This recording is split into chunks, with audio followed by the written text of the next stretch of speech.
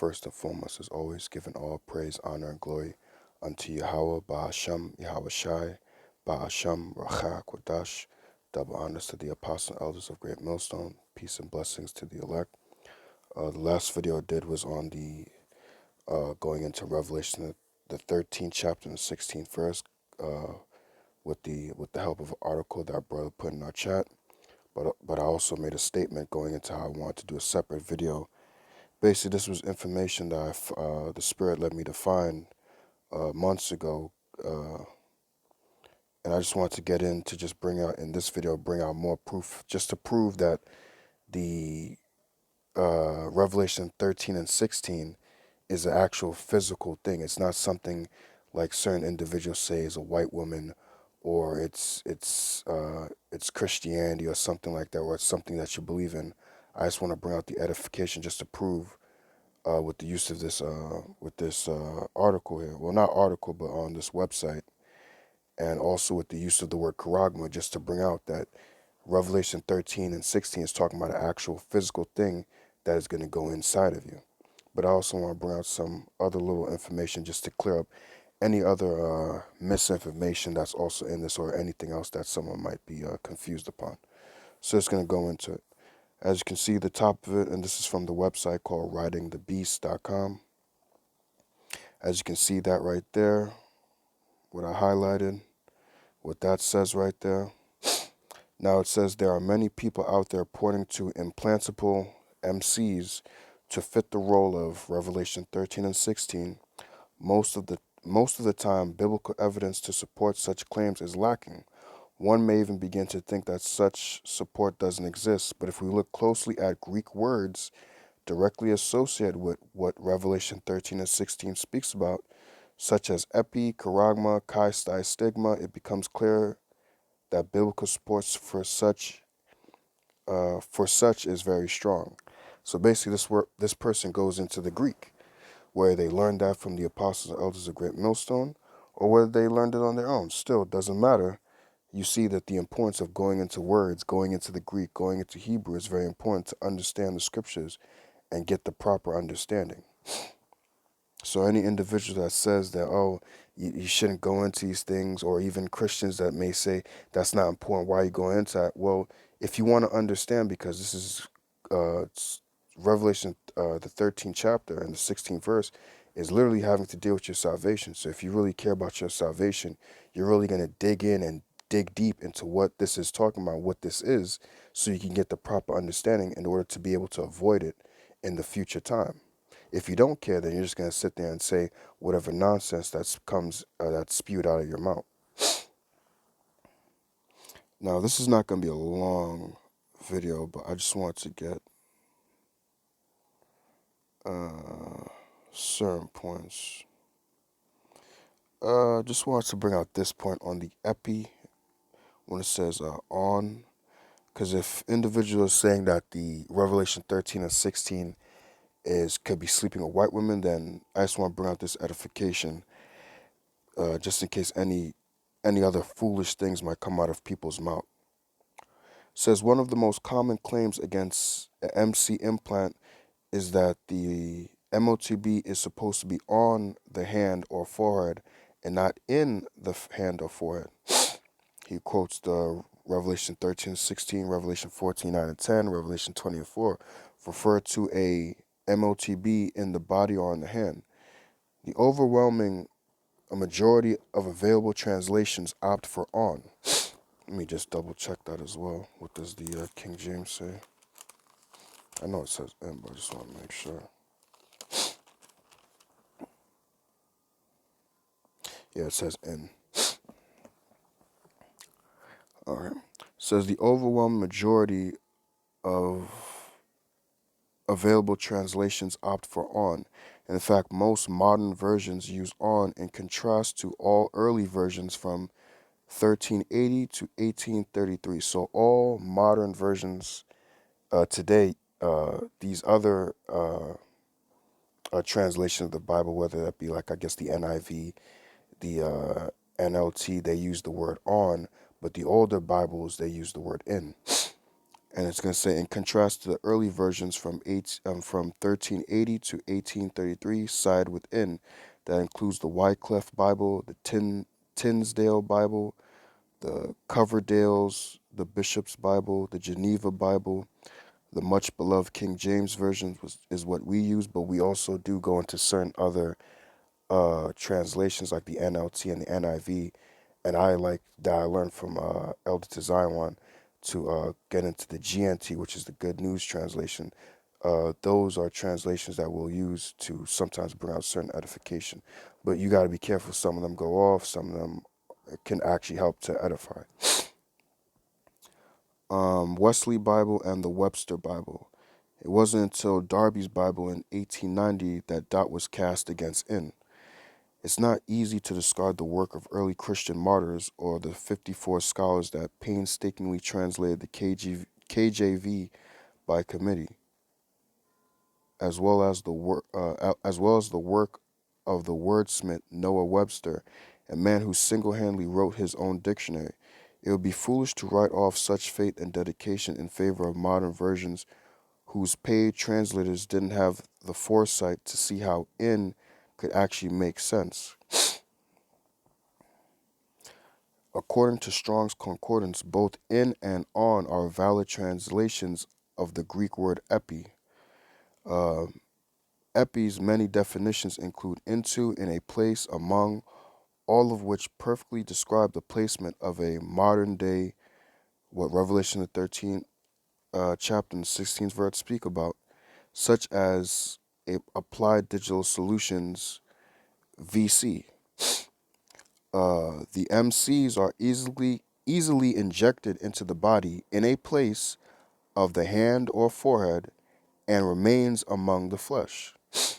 So he's basically breaking it down, but you see, it's important, like this person's going into, to go into the Greek, because you see how he just broke down how the MCs are easily injected into, because this is what epi means. It can mean into. It can mean it has two definitions, which is can mean either on or in. But he goes into how the MCs are easily injected into the body in a place of the hand or forehead and remains among the flesh. So basically, on and in pretty much mean the same thing. But if you look at it in an English stamp, from an English perspective, the English language, if you see on, you'll think, oh no, it goes on the hand. When no, it's going to go in the hand, because when you understand charagma is cutting into the flesh, uh, and it's going to leave something inside of your body, and it's going to be on your flesh. When it goes inside your hand.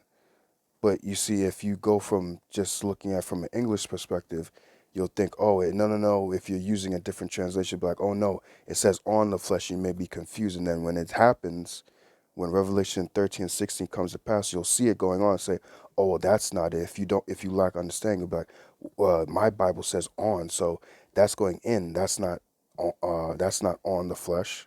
But no, it's pretty much the same thing.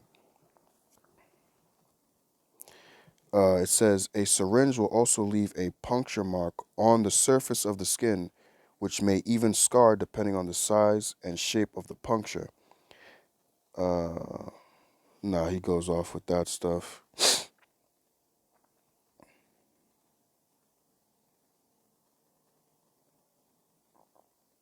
I believe this is where I also want to get.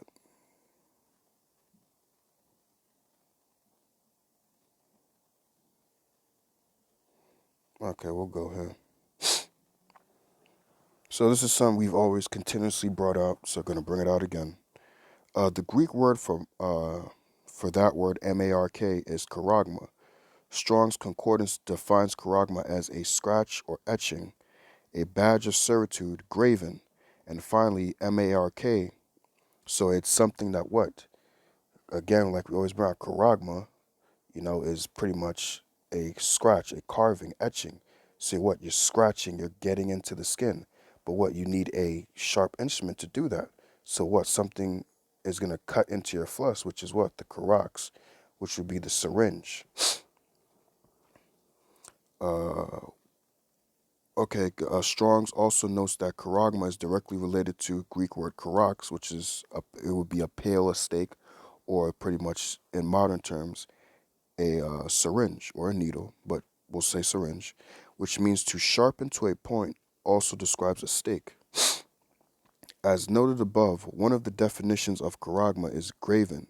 The American Heritage Dictionary of the English language defines graven as follows: to sculpt or carve, engrave, to stamp or impress deeply, fix permanently. So you see, just like I said, I wanted to bring up earlier, just to show the edification that what Revelation 13 and 16 goes into when you go and get into words, it's all showing you that this is something physical. This is not something that's gonna sleeping with another white woman and you have it. No, this is something physical that's gonna have to be given to you. That's you're gonna have to put inside of your body. Liddell and Scott, an intermediate Greek English lexicon, defines charagma as the mark of a pointed instrument, a tattoo mark, brand. See, everything's going into something physical. From these definitions, we get a clear picture of a surface being pierced by a sharp point or the act of using a tool to engrave. The relationship between the MOTB, charagma, and a syringe that pierces the skin is obvious. It it's also been noted that a MC is etched or engraved during its production.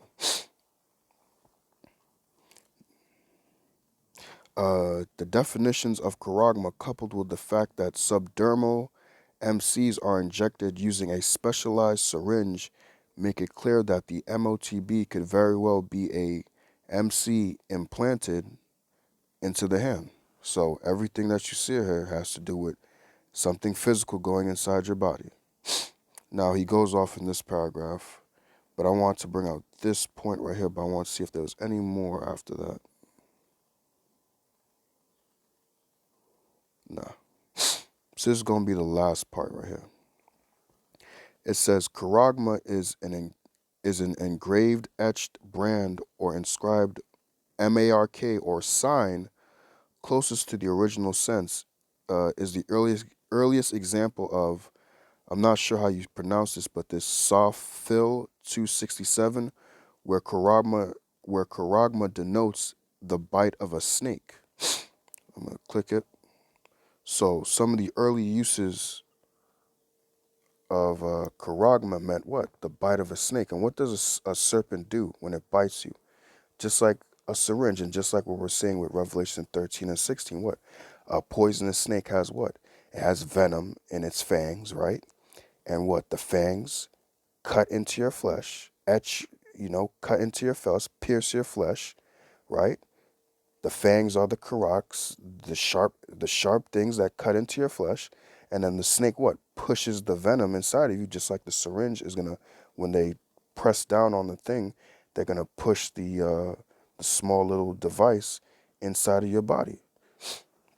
And where you see it highlighted, it says charagma is an engraved, etched brand or inscribed mark or sign, closest to the original sense of can't say I don't know what that says in Greek, is the earliest example of soft fill 267 where charagma denotes the bite of a snake. So you see everything has to do with, when you speak about charagma, has to do with something physical, not something that you think, not sleeping with a white woman, not an embargo. It's something that you're going to have to physically take, that you're going to have to get inside your body. Just like when a serpent bites you, it puts its venom physically in you. That isn't a spiritual thing or something.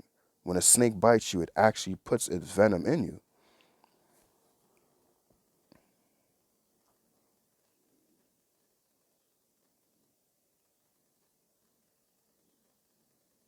And as you can see here, this will just be the last part. Oh, okay, I can't click it. But as you can see there, you see the syringe and how the syringe literally looks.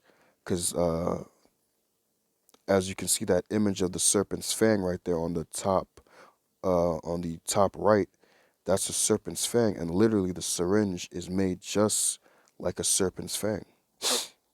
Showing you again just to prove that this is all a physical thing. But that's all I want to bring out. I'll put the link of this article if you want to read it. Just gotta be careful reading certain things because this individual does go off.